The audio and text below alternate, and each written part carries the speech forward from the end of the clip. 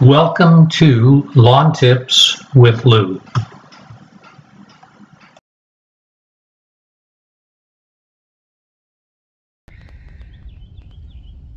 As the lawn begins to green up, it can be very tempting to go ahead and scalp the lawn now before the end of February. In years past, and this has been several years ago, I used to scalp the lawn in February, but I stopped doing that because so many years you'd have a late season cold snap. So I've gone ahead and just decided that I'll always wait until almost mid-March to scalp my lawn. As we prepare for this year's mowing season, it's time to take care of the equipment by changing the oil, cleaning the spark plugs, cleaning the air filters. I've got two 4-cycle grass trimmers, and you need to change the oil on those trimmers as well. This past season, I went through the whole mowing season without having to replace the edger blade. But I think at this point it needs to be replaced, and I can take a new blade and just kind of overlay it in on top of the other, and you see that with the new blade it reaches all the way to the housing, and you can see just how much has worn away during the mowing season last year. So I'm going to go ahead and replace the edger blade along with the other things that I'm going to get done for the upcoming mowing season. One of the tools that I utilize is this blade locking tool that I bought a couple of years back. It's very handy. It really was designed to be used on the rotary mower to lock the rotary mower's blade in place when you remove the bolt to take the blade off so it can be sharpened. But it works very well here too. It can just kind of fit in and on the housing for the edger and holds the blade in place while you loosen this nut to remove the old blade. And you use it again when you go to tighten the new blade in. To backlap the reel mowers, first I have to remove the side cover on my push reel, my Fiskars. Just remove this cover plate. And on my power reel, I remove this cover plate. And both of them are a chain drive. So you remove the chain and it'll expose a socket right in here which powers the reel. To do the backlapping process, on the Fiskars, I've got a old 1 1/4 inch socket that fits over the sprocket that's covered by this housing. Now, this socket is too small for the sprocket on the California trimmer. So last year, I had to order a backlapping kit in order to get this piece, which is designed to fit on the sprocket underneath this housing so that you can do the backlapping on the power reel. So I've still got plenty of this backlapping compound that I'm going to continue to use until it's gone. But in prior videos, I showed that you can just go to an auto supply store for, probably less than $5. You can pick up some grinding compound that what I would do on my Fiskars was just take an old toothbrush and, just put it along the edge of the blade. With that grinding compound, you can do the backlapping process. About this time last year, I put together a video that included some of the things you need to do to prepare for the spring season, and especially for scalping the lawn. So I'm going to include a segment of last year's video in this video rather than repeat a lot of the things that I showed last year. Plus, you can also go back and see that video in its entirety. An important step is to clean the spark plugs on the equipment. Here I remove the plug on my rotary mower, and then when I get the spark plug out, I'll take a few minutes to kind of clean this plug before putting it back in. I like to keep my blades on my mowing equipment sharpened. I use a blade lock to hold the blade in place while I loosen the nut that holds the blade to my rotary mower in place.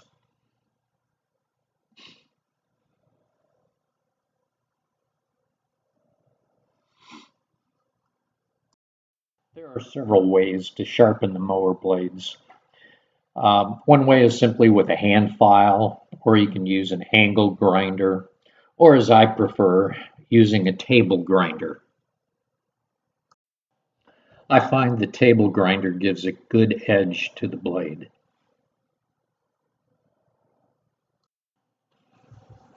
After sharpening the blade, be sure to balance it. If it's out of balance,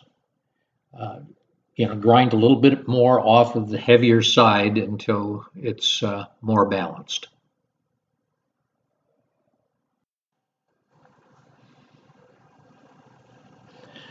The blade lock helps to hold the blade in position as I retighten the nut that holds the blade in place.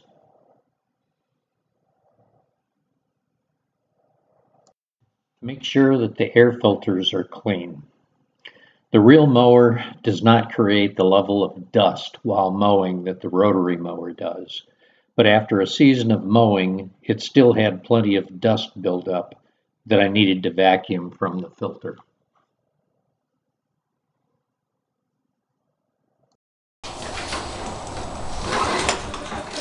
Before changing the oil on my equipment, I start the engines and let them run for a couple of minutes. The engines have been sitting idle for a couple of months, and any sediment on the bottom of the engine needs to be stirred up so that it drains out with the oil.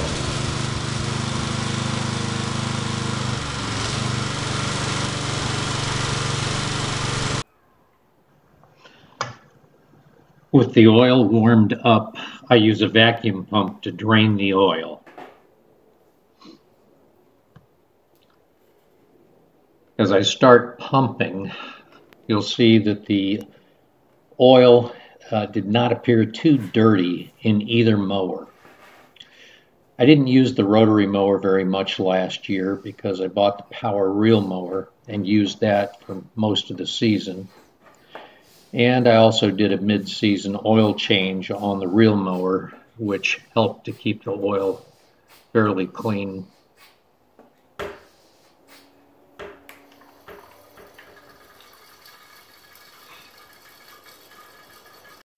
My string trimmers have 4-cycle engines.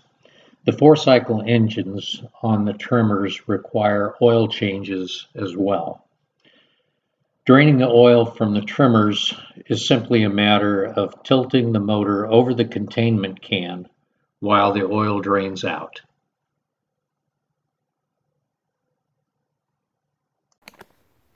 Normally when I do my backlapping on my Fiskars reel mower, I use a 1 1/4 inch socket which fits over the sprocket so that I can backlap the Fiskars reel mower.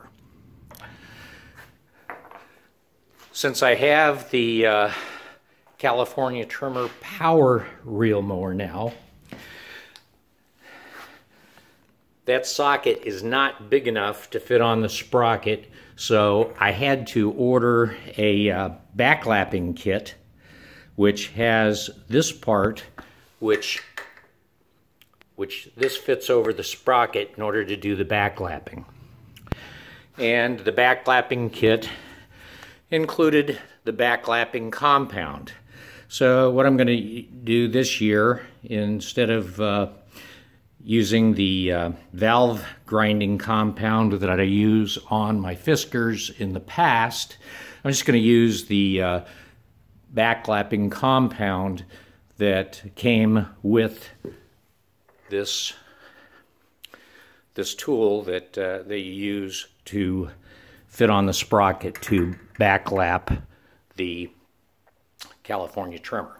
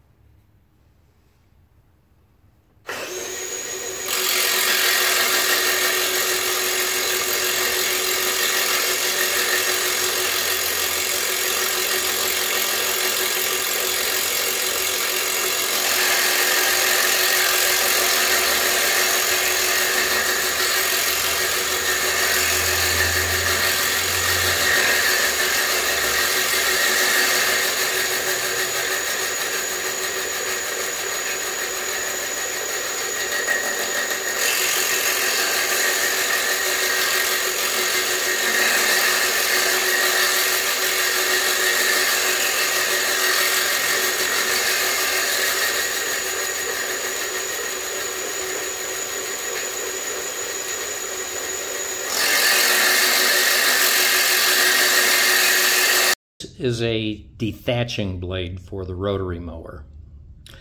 I've had this blade for a long time, but it's been several years. Well, prior to last spring, it had been several years since I'd bothered to use it.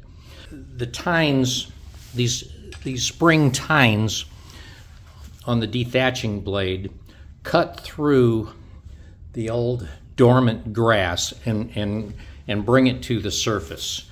And it really saved me a lot of time last year. Previous years, what I had done was to put the side discharge chute on the rotary mower and mow the lawn first, or scalp it down first, just blowing the grass out the side of the mower, and then go over the lawn another time with the bagging attachment and vacuum up all the clippings. Last year, what I did is I went through the lawn with the dethatching attachment, and it really loosened up the lawn, or the old dormant grass, and cut through it well enough that I really didn't have to go through with the side discharge. After going over the lawn with the dethatching attachment, just went through over with the mower and the bagging attachment and just cut up all the old dormant grass. And then after having mowed it with the rotary mower and scalped it down to 1 inch, which is the lowest setting on my rotary mower, then I followed up with my power reel mower and cut it down to somewhere less than a half an inch, maybe about 3/8 of an inch. Yesterday, one of my neighbors had their lawn scalped. It's a personal choice on how soon you begin scalping your lawn and starting your mowing season. The average last frost in this area of Texas is March 12th, which is one of the reasons why I prefer to wait until mid-March to scalp my lawn. During the winter, the dormant Bermuda helps to insulate the roots from cold weather. When the weather warms up in the spring, the dormant grass also insulates the soil from warming up. Scalping the lawn removes this layer of insulation, allowing the soil to warm up sooner, which allows the roots of the grass to grow more actively. Whether you scalp the lawn now or wait a few more weeks, That's a personal choice. Spring is almost here. Enjoy the mowing season. Thanks for watching, and I'll see you next time.